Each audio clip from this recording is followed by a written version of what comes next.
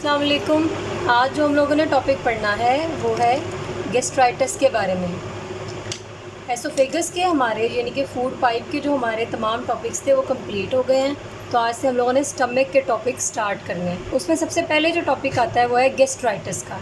Gastritis से ये चीज़ याद रखनी चाहिए, गैस्ट मतलब related to stomach,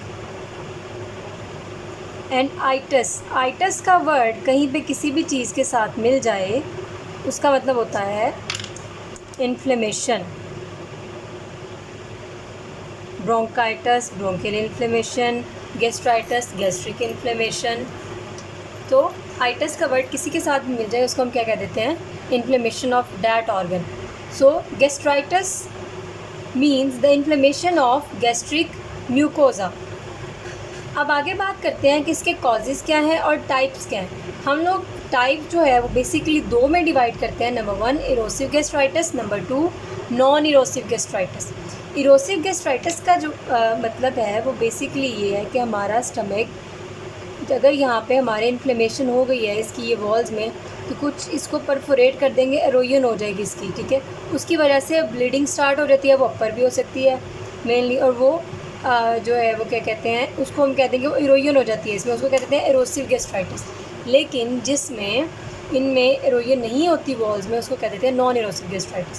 so gastritis is of two types, number 1 erosive gastritis and non erosive gastritis. अब सबसे पहले हम लोग जो पढ़ने जा रहे हैं आज वो है इरोसिव गैस्ट्राइटिस, यानी कि जिसमें आपका गैस्ट्रिक म्यूकोजा जो है उसको उसकी इरोजन हो जाती है, वो उसकी परफोरेशन हो सकती है, ठीक है, तो या उस डैमेज हो सकता है वो, और उसकी वजह से वहाँ पे वूंड बन सकते हैं, ज़ख़म बन सकते हैं, तो उसको कह देते हैं, या अल्सर्स कह लें, मेनली स्टमक अल्सर्स बन सकते हैं, उसको हम कह देते हैं इरोसिव गैस्ट्राइटिस। तो इरोसिव गैस्ट्राइटिस जो है तो कॉजेज़ हो गई इरोसिव और नॉन इरोसिव, टाइप्स हो गई। और कॉजेज़ में अगर हम पहले बात करें तो पहले एनसेड्स गैस्ट्राइटिस आता है इरोसिव में। एनसेड्स जो है वो बेसिकली हम कहते हैं पेन किलर्स को। तो पेन किलर्स अगर आप बहुत ज़्यादा इस्तेमाल करते हैं तो उसकी वजह से जो गैस्ट्राइटिस डेवलप होती है उसको हम कह देते हैं एनसेड गैस्ट्राइटिस या इरोसिव गैस्ट्राइटिस। एनसेड के यूज़ मेनली जो इसमें हम बात करते हैं वो एस्पिरिन होती है। जो पेशेंट्स हार्ट के या कार्डियक डिजीज़ के पेशेंट होते हैं उनको हम aspirin for blood thinning as a blood thinner देते हैं, यानी कि उनको जो स्टेंट डाले होते हैं ताकि उसमें कोएगुलेशन ना हो तो हम ब्लड थिनर के तौर पर एस्पिरिन देते हैं। तो उनकी जो कहते हैं मेडिसिन होती है उसमें साथ एस्पिरिन ऐड होती है, और उस मेडिसिन के साथ उसमें जो है वो जीआईटी के लिए या स्टमक के लिए फिर उसमें ओमेप्राजोल राइजिक वगैरह ऐड किए जाते हैं ताकि उनको स्टमक प्रॉब्लम्स ना हो। लेकिन फिर भी अगर इसका बहुत ज़्यादा यूज़ हो तो उसकी वजह से एनसेड गैस्ट्राइटिस जो है वो डेवलप होती है, ठीक है। ये क्या करती है कि आपका जो स्टमक का म्यूकोजा होता है, यहाँ पे जो म्यूकोजल लेयर होती है ये वाली, ये इसको इसके ये जो डैमेज हो, जो म्यूकोजल बैरियर सा होता है इसको ये डैमेज करता है। उस डैमेज की वजह से जो एसिड होता है वो डिफ्यूज़ होता है इस एरिया में, मतलब यहाँ से जो एसिड है वो इन वॉल्स में डिफ्यूज़ होना शुरू हो जाता है गैस्ट्रिक म्यूकोजा में, और उसकी वजह से हिस्टामिन रिलीज़ होता है, और हिस्टामिन की वजह से एक्यूट इन्फ्लेमेशन होती है। आपको पता है हिस्टामिन जो है वो इन्फ्लेमेशन कॉजिंग एजेंट, तो उसकी वजह से आपके एक्यूट इन्फ्लेमेशन कॉज होती है। तो एस्पिरिन रिलेटेड या कोई भी आपका जो पेन किलर है या एनसेड है non steroidal anti inflammatory drugs, तो उसको उनकी वजह से जो गैस्ट्राइटिस डेवलप होती है उसको कहते हैं एनसेड गैस्ट्राइटिस। फिर अगला आ जाता है हमारे पास स्ट्रेस गैस्ट्राइटिस। स्ट्रेस गैस्ट्राइटिस जो है वो बेसिकली हमारा साइकोलॉजिकल जो है वो उसके लिंक करता है कि स्ट्रेस रिलेटेड जो गैस्ट्राइटिस होता है ड्यू टू स्ट्रेस। अब वो स्ट्रेस जो है वो किस तरह का हो सकता है, वो माइट भी पॉसिबल आपका जो है क्या कहते हैं कोई आपने सडन कोई डेथ हुई है किसी लव वन की या कोई और परेशानी है, तो उसकी वजह से आपका स्ट्रेस रिलेटेड गैस्ट्राइटिस जो है वो डेवलप हो सकता है। और ये मोस्टली विदिन कोई भी जो वो इवेंट होता है उसमें 18 आवर्स के अंदर अंदर ये डेवलप होता है उन क्रिटिकल इल पेशेंट्स में, ठीक है। जो 18 घंटे होते हैं उनके अंदर अंदर ये डेवलप हो जाता है। पेशेंट को नोज़िया वॉमिटिंग कह लें या माइट बी पॉसिबल जो है वो क्या कहते हैं हेमाटेमेसिस स्टार्ट हो जाती है। हेमाटेमेसिस वोमिटिंग विद ब्लड, या ब्लड में जो वोमिटिंग होती है, जो ब्लड होता है वोमिटिंग में, उसको कह देते हैं हेमाटेमेसिस। तो इसमें जो है वो मोस्टली अल्सर्स बनते हैं, ठीक है। तो एक हो गया एनसेड गैस्ट्राइटिस, एक हो गया स्ट्रेस गैस्ट्राइटिस। और इसका फिर कॉजेज़ में स्ट्रेस वो कोई भी क्या हो सकता है, ट्रॉमा हो सकता है, या बर्न्स हो सकते हैं, या कोई भी आपका कोई डेथ इवेंट हो सकता है, या कोई भी, ठीक है। तो इसमें जो है वो क्या कहते हैं, पेशेंट को इंसिडेंटल ब्लीडिंग भी हो सकती है। इसके बाद आ जाती है एक अल्कोहलिक गैस्ट्राइटिस। अल्कोहलिक गैस्ट्राइटिस जो है वो जो लोग बहुत ज़्यादा अल्कोहल की कंजम्पशन करते हैं उसको कह देते हैं।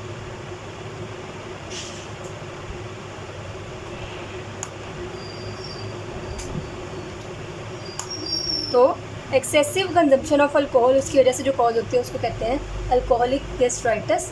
और वो भी क्या कहते हैं, ये भी एक इरोसिव गैस्ट्राइटिस, वो भी आपके गैस्ट्रिक म्यूकोजा को डैमेज करती है, और उसकी वजह से आपके चांसेस इसमें भी सेम वही होंगे, जीआई ब्लीड की, गैस्ट्रोइंटेस्टिनल ब्लीडिंग के चांसेस इसमें भी होते हैं।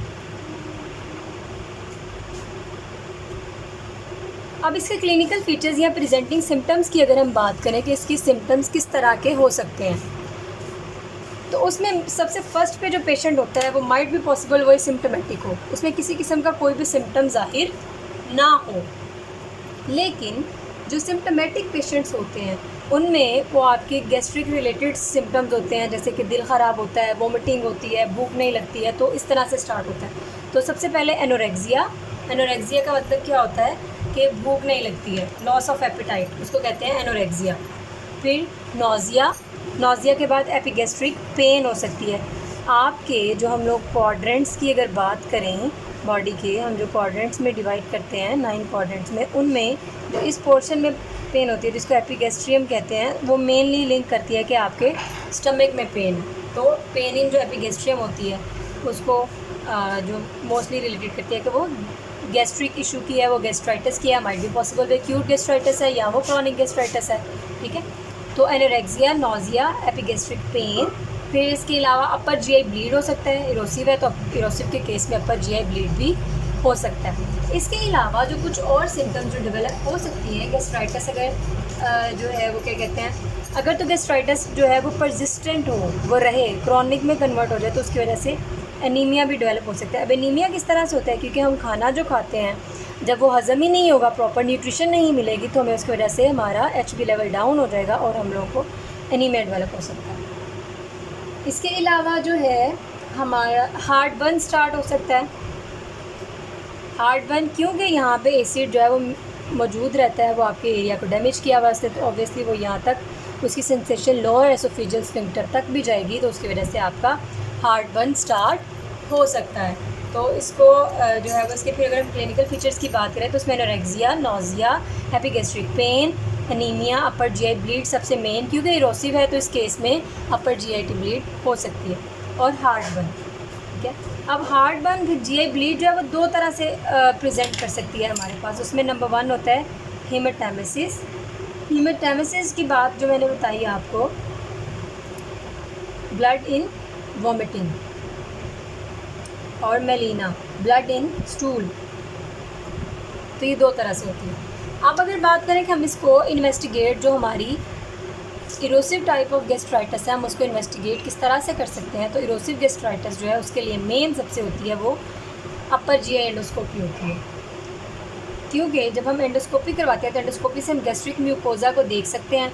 वो जो ट्यूब है वो हमारे यहाँ से एंडोस्कोपी ट्यूब जो है वो यहाँ तक आती है, उसके आगे ये फाइबर ऑप्टिक ट्यूब होती है, कैमरा लगा होता है, वो आपका ये पूरा मॉनिटर करके ये गैस्ट्रिक म्यूकोजा को हमें दिखा देती है, यू रिंग्स की फॉर्म में पूरा स्ट्रक्चर हमारे पास इसके पिक्चर्स है, तो उसको कर। अब आगे हमने ट्रीटमेंट जो पढ़ना है वो ट्रीटमेंट एक्चुअली रिलेटेड होगा ट्रीटमेंट ऑफ द कॉज, यानी कि जो कॉजिंग एजेंट है, mainly एनसेड gastritis, stress gastritis, alcoholic gastritis. तो इनके जो कॉजिंग एजेंट है हम ट्रीटमेंट भी हमारा उसी पे बेस करेगा कि अगर एनसेड गैस्ट्राइटिस है तो हम एनसेड्स को स्टॉप करेंगे, अगर हमारा स्ट्रेस गैस्ट्राइटिस है हम स्ट्रेस को रिड्यूस करेंगे, ठीक है। तो आगे हम लोग आगे इसका पढ़ेंगे ट्रीटमेंट। तो मैनेजमेंट में जो सबसे पहले हमारे पास चीज़ आती है कि हमने जो आपके कॉजिक एजेंट है उनके लिहाज से ट्रीट करना है। तो सबसे पहले आ गया जी एनसेट। तो इसको हम क्या करेंगे, स्टॉप टेकिंग एनसेट्स, या आप इसका ओवर यूज़ ना करें, बहुत ज़्यादा इस्तेमाल ना करें। बहुत ज़्यादा इस्तेमाल की वजह से ही आपके ये सारे सिम्टम्स आते हैं। और इसके अलावा साथ आप ले सकते हैं मेप्राजोल। मेप्राजोल को हम क्या कह देते हैं, PPI, प्रोटोन पंप इनहिबिटर्स। ठीक है जी, तो हम इसमें मेप्राजोल ले सकते हैं। सबसे पहले अगर आप, कुछ लोग जो है वो अपना क्या कहते हैं उसको, हेडेक के लिए भी जो एस्पिरिन का इस्तेमाल करते हैं, तो उसको आपने लेना ही नहीं है, फिर आपने एस्पिरिन का इस्तेमाल ही नहीं करना। लेकिन अगर आपके लिए लेना ज़रूरी है, आप उसको स्टॉप नहीं कर सकते, तो उसके लिए आपके लिए ज़रूरी है कि आप साथ फिर जो है वो प्रोटोन पंप इनहिबिटर ऐड कर लें, जिसको हम कहते हैं मेप्राजोल, या राइजिक के नाम से ये मार्केट में आता है। अब अगर जो स्ट्रेस गैस्ट्राइटिस है, तो उसमें मेनली ये है कि आप स्टॉप टेकिंग स्ट्रेस। ठीक है, इसके लिए जनरल मेजर्स होते हैं मेनली। ठीक है, फिर इसके अलावा आप जो है क्या कहते हैं, जो क्रिटिकली इल पेशेंट्स होते हैं, जो बहुत ज़्यादा या जो इंटेंसिव लाइफ केयर में होते हैं, तो उनको हम क्या कह देते हैं, उनको हम लोगों ने साथ जो है वो सक्राल फेट स्टार्ट या एस्ट्रो रिसेप्टर एंटागोनिस्ट स्टार्ट और करवाते हैं। तो जो एस्ट्रो रिसेप्टर एंटागोनिस्ट हैं, एस्ट्रो रिसेप्टर एंटागोनिस्ट में सक्राल फेट आ जाता है।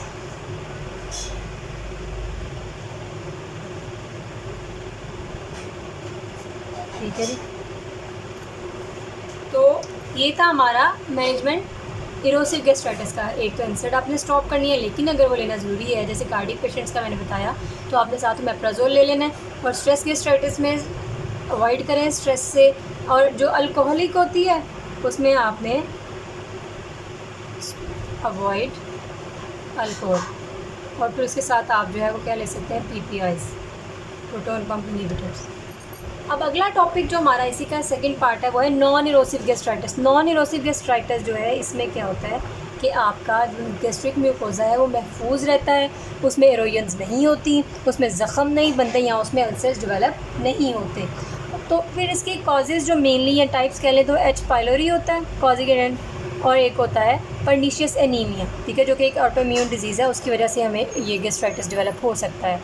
ठीक है, और है H. पाइलोरी। अब मेनली जो हम बात करें वो H. पाइलोरी की होगी। H. पाइलोरी जो है वो भी आपकी गैस्ट्राइटिस कॉज करता है, और वो नॉन इरोसिव होती है, क्योंकि वो आपकी गैस्ट्रिक म्यूकोजा में, हमारे वैसे भी हमारी गट में कुछ बैक्टीरियाज होते हैं जो हमारी गट के लिए अच्छे होते हैं, गट हेल्थ के लिए। तो ये जो स्टमक में होते हैं ये हमारे लिए गैस्ट्राइटिस कॉज करते हैं, जो H. पाइलोरी बैक्टीरिया होता है। तो इसकी हम लोगों ने मेन जो ट्रीटमेंट होता है इसका वो ये होता है कि हमने इसे एरेडिकेशन करना होता है, इसको मुकम्मल ख़त्म करना होता है। कुछ मेडिकेशन ऐसी होती हैं जो उसको सप्रेस कर देती हैं। जो सप्रेस करना होता है वो कुछ देर के लिए होता है, उसके दोबारा उसका जो है वो डेवलप होने के चांसेस होते हैं।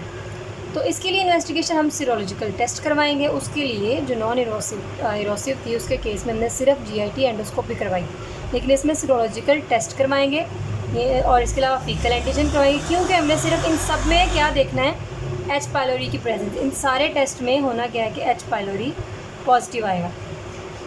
तो वो इनमें से किसी एक में भी आ गया तो हम कह सकते हैं कि ये नॉन इरोसिव गैस्ट्राइटिस है। तो इसके ट्रीटमेंट की अगर बात करें तो ट्रीटमेंट में हमारा जो मेन प्लान होगा वो इरेडिकेशन ऑफ H. पाइलोरी होगा, ना कि उसको सप्रेस करना, यानी कि उसको ख़त्म करना, हमने इरेडिकेट करना। तो इसकी जो सबसे पहली रेजिम है उसमें हम क्या करेंगे कि सबसे पहले आपने जो आप ले सकते हैं वो ओमेप्राजोल,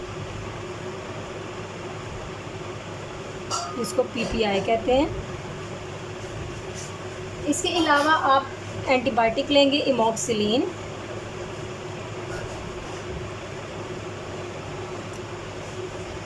जिसे मॉक्सिल नॉर्मल आप बोलते हैं। और इसके अलावा आप लेंगे जी क्लैरिसेड, क्लैरिथ्रोमाइसिन, ये आपने लेनी है। तो ये 3 है हमारे। और जो दूसरे वाला है ग्रुप, उसमें आप क्या क्या ले सकते हैं, नंबर 1 ओमेप्राजोल, ये भी एक PPI है। इसके बाद आप ले सकते हैं मेट्रोनिडाज़ोल,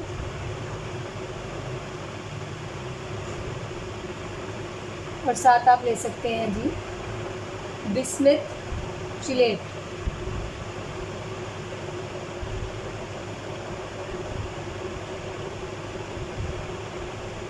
तो ये आपकी गैस्ट्राइटिस को ट्रीट कर सकते हैं।